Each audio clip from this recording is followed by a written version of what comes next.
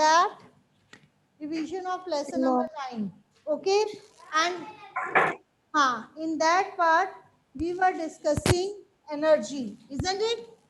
What is energy? Exactly.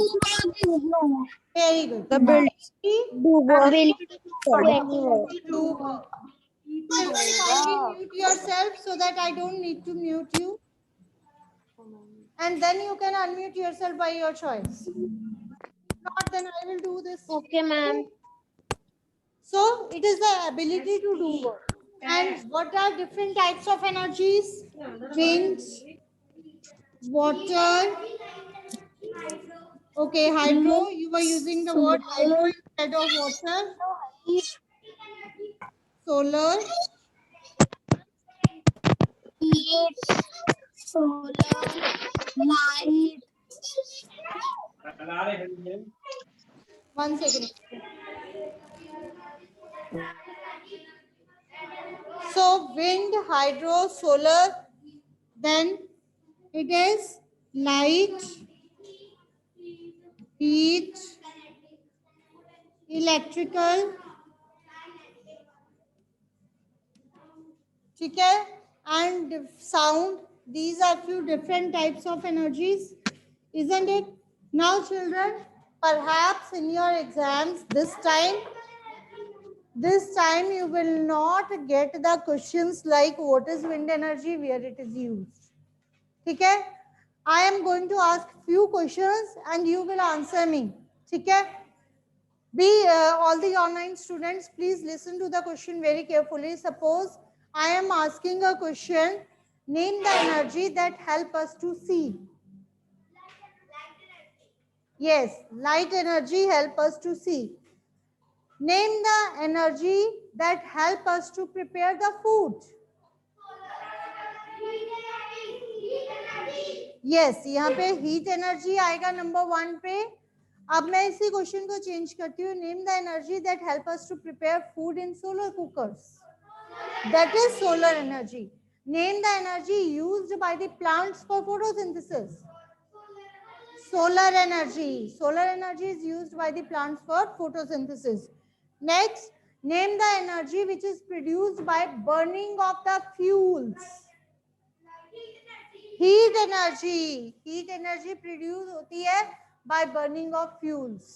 ठीक है, उसके अलावा बेटे name the energy that is used to run your washing machine. Electric energy. ठीक है, name the energy which is produced by the vibrations. Sound energy.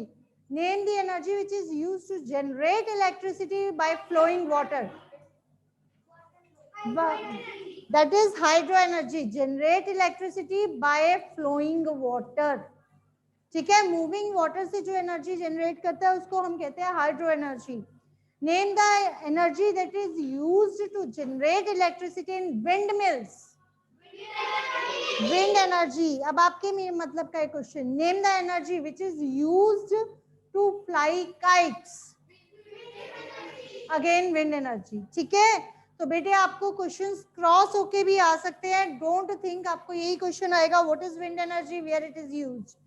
What is light energy, how can you produce it. किसी भी way में आ सकता है. Now you are grown up. Okay, so be prepared for all these things also. Then इसके अलावा बेटे एक एनर्जी थी potential energy. What is potential energy? Yes, energy in a body due to its position. ठीक है, उस energy को क्या बोलते हैं? Energy in a body due to its motion is called as, and energy in a body due to its position and motion, इसको क्या बोलते हैं? Mechanical energy. हाँ जी बेटा, firstly tell me, is that clear to all? If all the doubts are clear to all, then we will move. There are some doubts here. Yes, Ashpreet, you can ask. Ashpreet, beta, please. वो गलती से हो गया था hand raise. Okay, जी. Divya. Ashpreet. Ma'am, no doubt. बेटे those who are not having the doubt, please lower your hands. Hurry up. निश्चय, already the periods are short. Ma'am हाँ जी ma'am potential energy समझा दो. निश्चय, please I am not able to listen you. Can ma'am you please? Potential energy. Potential energy. Ma'am Energy in a body due Yes. to its position, जो height की वजह से होती है बेटे. लाइक ये डस्टर को मैंने ऊपर उठाया हुआ है, ठीक है. इफ आई विल थ्रो, अब ये जमीन से हाइट में है ना, पोजीशन है इसकी, तो पोजीशन वाली एनर्जी को हम कहते हैं पोटेंशियल एनर्जी. ठीक है, जिसकी पोजीशन होती है. Okay ma'am. क्या thank you ma'am. Ma'am mechanical energy समझा दोगे? बेटे मैकेनिकल एनर्जी होती है वो वाली energy that is because of position and motion. ठीक है, फॉर एग्जांपल ओके मैम. जैसे ये डस्टर है, ठीक है, अब ये डस्टर यहाँ पे है, इसमें पोटेंशियल एनर्जी है. अगर ये नीचे आ रहा है तो इसमें कौन सी है? काइनेटिक एनर्जी है. मूवमेंट से काइनेटिक एनर्जी हो गई. अब अगर ये हाइट से आ रहा है तो इसमें हाइट भी है और मूवमेंट भी है ना, दोनों चीजें आ गई ना, हाइट भी आ गई और काइनेटिक भी आ गई. तो उस पॉइंट पे इसमें कौन सी एनर्जी होगी? Mechanical energy. Is it okay?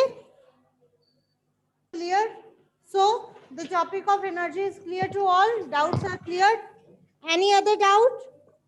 Then shall I switch to the next point? ठीक है. After energy, next topic which is given in this chapter is simple machine. So let us cover this topic quickly. All of you know very well know what is a simple machine.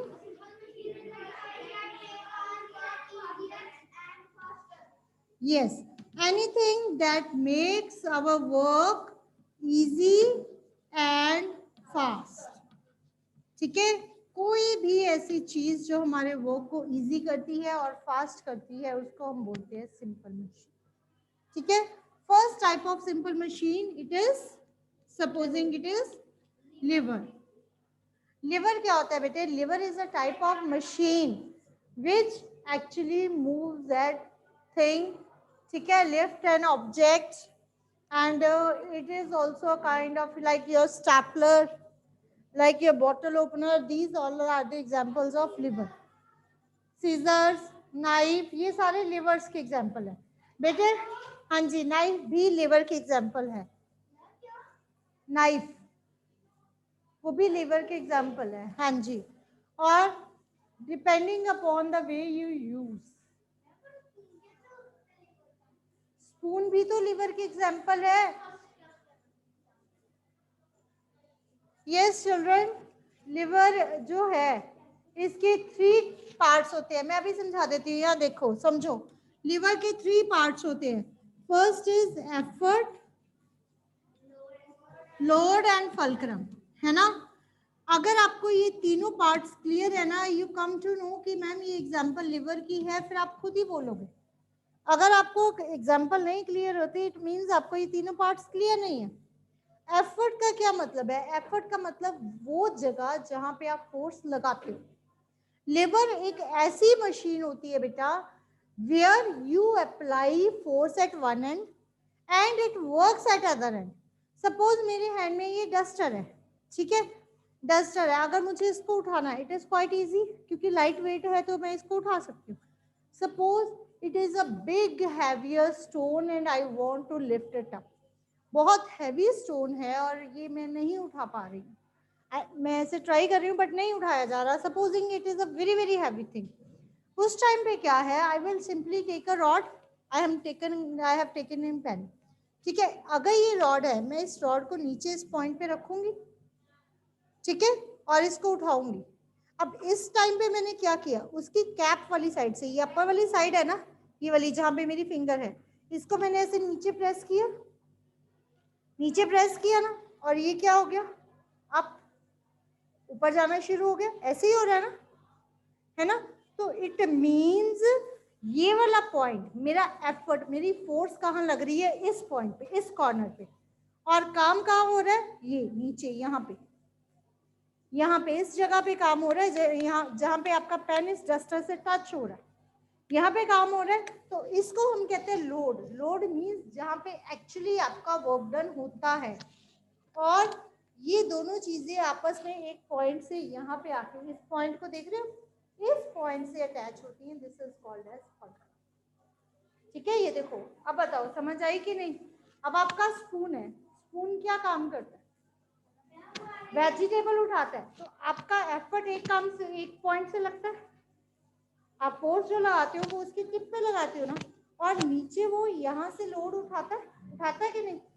और fulcrum उसका कहाँ है? जहाँ पे आपकी उसको touch करता है, जहाँ पे आपके नीचे वाले बाउल को टच करता है, वो उसका fulcrum point.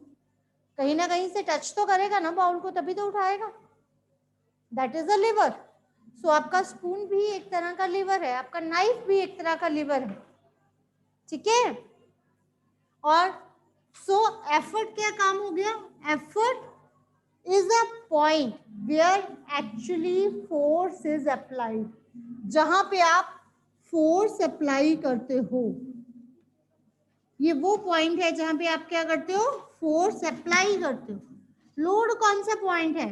where work is actually done, जहां पे काम होता है। And Kanishka, where what is fulcrum? Fulcrum क्या होता है बेटे? जी नहीं, that is a fixed point जो एफर्ट और लोड को कनेक्ट करता है। ये एक ऐसा फिक्स्ड पॉइंट है। ठीक है? लिवर जो होती है उसकी 3 क्लासेस होती है, first class, second class, third class, so that it will be easier for you guys to remember. आप लोगों को इजी रहता है याद करना। फर्स्ट क्लास लिवर में क्या होता है? Fulcrum is it between the effort and load. ठीक है, मैं शॉर्टकट में लिख रही हूँ। बच्चे, कई बच्चे जब पेपर में लिखते हैं ना first class lever, they will write कि first class lever is that in which effort is at the left side, load is at the right side and fulcrum is in between. No need to write, क्योंकि जरूरी नहीं है कि effort right side पे हो और load right side पे हो और वो लेफ्ट पे हो। ये ऐसे भी हो सकता है, लोड, फलक्रम, एफर्ट दोनों करेक्ट है। सिर्फ एक ही प्रॉपर्टी होती है that fulcrum is in between the load and effort. ठीक है? सिमिलरली सेकंड क्लास लिवर में क्या होता है? Load is in between the सब। ठीक है? थर्ड क्लास लिवर में क्या होता है? Effort is in between the, ये लो जी, लोड एंड फलक्रम। बस इतना ही लिखना है आपने। Is it clear? अगर क्लासेस आती है, दीज आर द क्लासेस। ठीक है, ये क्लासेस हैं, classes of lever. These 3 are the parts of lever and often the children confused with parts and classes. कई बार पेपर में आता है एक्सप्लेन 3 पार्ट्स ऑफ लिवर, तो वो क्लासेस लिख के आते हैं। जहां लिखा होता है क्लासेस ऑफ लिवर, वो यहाँ पे लोड, एफर्ट और फलक्रम में एक्सप्लेन कराते हैं। Please check it. ठीक है? पार्ट्स को पार्ट्स में लिखो, क्लासेस को क्लासेस में लिखो। Okay? Is that okay? Shall we switch to the next simple machine? हाँ जी, is there any doubt children? Bhavya,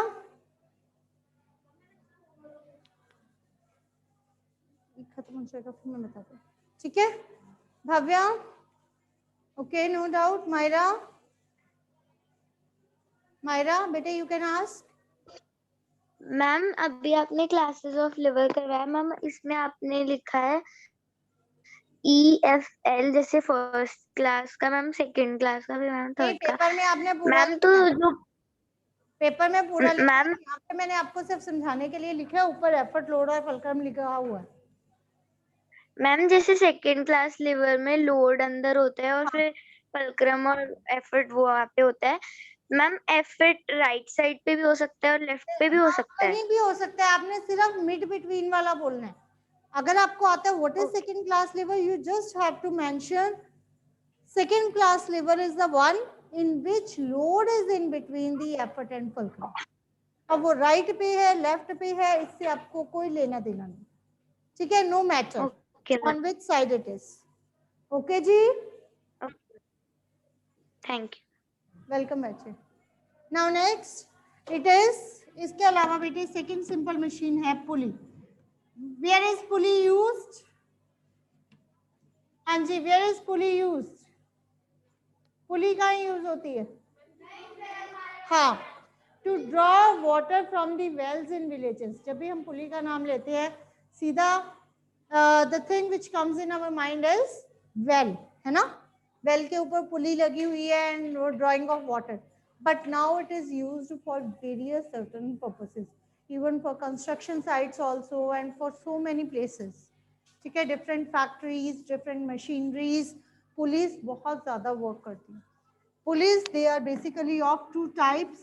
Number one is single fixed pulley, other one is single movable pulley. बेटे fixed pulley has a fixed axle and movable pulley has a free axle. ठीक है, fixed pulley जो होती है it can be used directly and movable pulley को आप directly use नहीं कर सकते. It needs the help of this fixed pulley.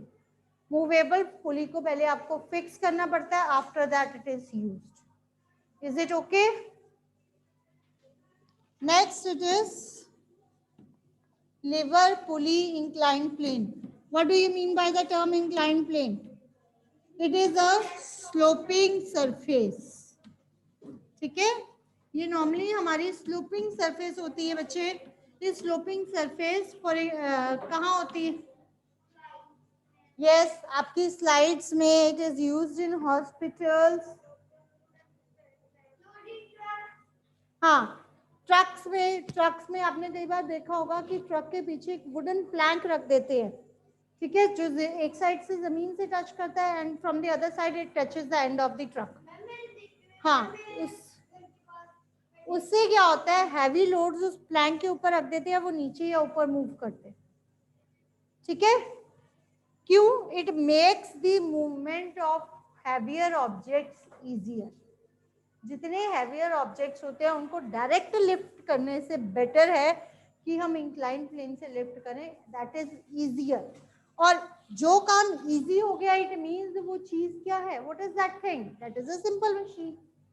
So inclined plane makes our work easier. ठीक है? हाँ जी बच्चे. After the inclined plane, next is screw. Screw क्या होता है? Screw is also an inclined plane wrapped around a rod. Very good. Inclined plane which is wrapped around a rod.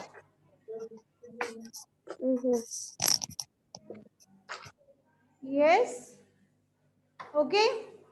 It is an inclined plane which is wrapped around a rod. And is it better than a nail? Yes, Neja? Why?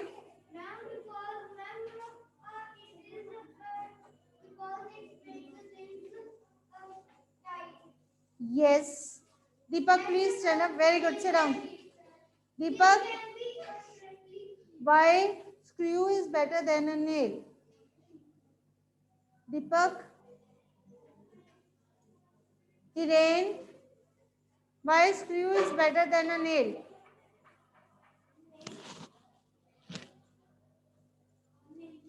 Online students? Yes, because screw hold the things together more tightly. Agamjot? Okay. So, after this screw, our next machine is wedge. What is wedge? Wedge is a V-shaped machine which is used to cut things. ठीक है, ये आपके knife में, आपके Excel में present होती है और ये बहुत ही शार्प होती है. Basically what is this? Okay okay children, ये क्या होता है? This is an incline plane, है ना, and this is an another incline plane. मैंने इन दोनों को कंबाइन कर दिया. ये क्या वी शेप्ड स्ट्रक्चर बन गई? इसको हम कहते हैं wedge. Two incline planes they are connected. और आप अपना कभी भी नाइफ और you can say your blade, आप उसको चेक करना, उसका जो एज होता है बिल्कुल टिप होती है वो इसी शेप में होती है. क्यों? क्योंकि ये शेप जो है बहुत ही पॉइंटेड होती है, बहुत ही शार्प होती है, so that your things can be easily cut. Even आपके पेंसिल शार्पनर पे जो ब्लेड होता है that is also too much pointed like this, that is also V shape. Is it okay?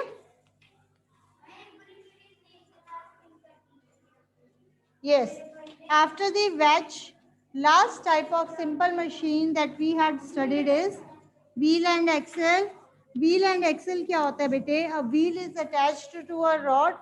Whenever this rod moves, then wheel automatically moves. Whenever the wheel moves, axle automatically moves. And इसकी most common example है आपका bicycle. Bicycle के wheel जो है वो with the help of wires और rods attach होते हैं ना. जैसे आप हैंडल टर्न करते हो साइकिल का व्हील जो है ऑटोमेटिकली टर्न होता है ना. It means wheels is attached to the axle by the help of a rod. Is it clear? ठीक है. So in short what are 6 different types of simple machines? कौन कौन सी हैं? लिवर,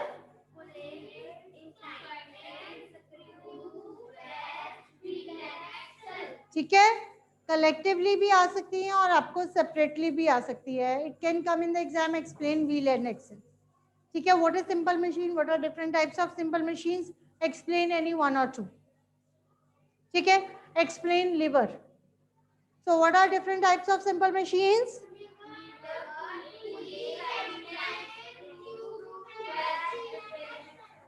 ठीक है. What are the 3 parts of lever? I am talking about 3 parts of liver. What are the 3 parts of liver?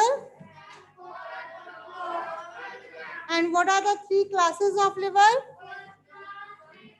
हाँ, बिल्कुल ठीक है बेटे. First class liver, second class liver and third class liver. Will you all do this? Is it okay? So that is all for this. These are the types of simple machines. और simple machines के बाद next word आपकी book में है compound machine. बेटा what is a compound machine? Yes, a machine that consist of 2 or more simple machines. ठीक है, जिसमें 2 या 2 से ज्यादा सिंपल मशीन्स होती हैं उनको हम क्या कहते हैं? Compound machine. और उसके बाद एक एग्जांपल हमारी बुक में दी हुई है रोबोट्स. दी हुई है ना. Robots is a one type of compound machine. बेटे ये जो रोबोट्स होते हैं दे आर आर्टिफिशियली इंटेलिजेंट. इनमें काफी इंटेलिजेंस होती है. ठीक है. They can sensitive to your touch, to your hearing. आपकी बात सुन के ये मल्टीपल टास्क करते हैं. Multiple task means they can do multiple work at a single time. एक ही टाइम पे ये कई काम एक साथ कर सकते हैं. Where they are used, कहाँ पे यूज किए जाते हैं?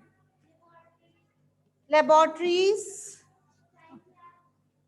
बस साइंस लैब्स. चलो मैं इसको लेबोरेटरीज और साइंस लैब्स में क्या फर्क है? मैं इसको सिंपल वर्ड लैब्स लिख रही हूँ. It is used in labs. और मैंने लैब्स कलेक्टिवली लिख लिया. और कहाँ यूज होते हैं? Hospitals, then in schools also some different research work. They are used in factories. कुछ factories में metal work ज़्यादा होता है जहाँ पे humans के लिए tough होता है काम करना. Then they are used or over there. Even most probably they are used in space sciences. Research field में सबसे ज़्यादा रोबोट्स यूज होते हैं. स्पेस में सबसे ज़्यादा रोबोट्स यूज होते हैं. ऑब्वियसली ओशंस में, ओशंस के अंदर जाके उनको ऑब्जर्व करना या स्पेस में जाके ऑब्जर्व करना. ऐसा तो नहीं है सैटेलाइट बनाया और सीधा आपको बोला कि इसमें बैठो, आपको स्पेस में भेज रहे हैं. ऐसा तो कभी नहीं ना करते. पहले firstly they will send the robots in the space, है ना. रोबोट्स वहाँ के एटमॉस्फेयर के बारे में आपको बताते हैं. कैसे बताते हैं? हाँ जी बिल्कुल, they are sensitive to touch. और टच के लिए बच्चे इसकी एग्जांपल है कोई ऐसी मशीन जो टच से काम करती है? Any machine that work with the touch? Very bad. Touch phone, iPhone क्या नॉर्मल एंड्रॉयड फोन भी टच से काम करता है? आपकी फिंगर से टच से काम करता है कि नहीं? वो तो सारे हो गए, आईपैड, लैपटॉप, ये सब तो होता ही है। इसके अलावा एक लाइट लैंप भी आता है ना, जिसको टच करो ऑन हो जाता है, टच करो ऑफ हो जाता है ना? अच्छा, फिर आपके सबसे अच्छी एग्जांपल तो बेटे रोबोट्स की एक छोटा सा पार्ट है आपका, ये जो है phone he.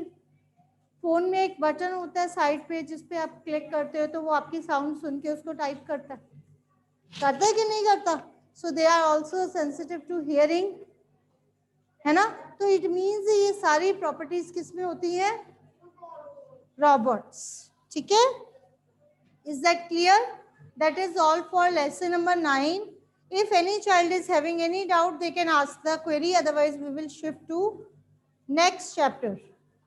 That is lesson number 10. That is atmosphere.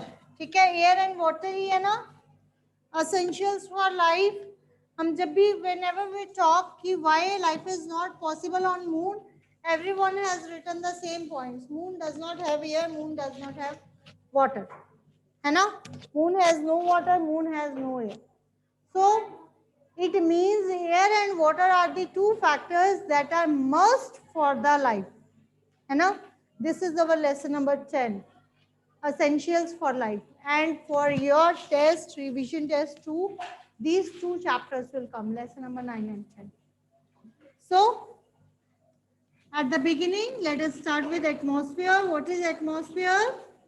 It is a, yes, it is a blanket of air that surrounds our earth. यही होता है. Everyone is taking blanket at night. Blanket लेके सोते हो ना? Similarly, if this is our earth, अगर ये हमारी अर्थ है, if this is a part of our earth, हमारी अर्थ के ऊपर बेटी एक ब्लैंकेट है. ठीक है, एक ब्लैंकेट है. हाँ जी, काफी, यस, ऐसा एक ब्लैंकेट है जिसको हम कहते हैं ब्लैंकेट ऑफ एयर, उसको हम कहते हैं एटमॉस्फेयर. ठीक है, tomorrow we will continue from this. The period is over. Okay children.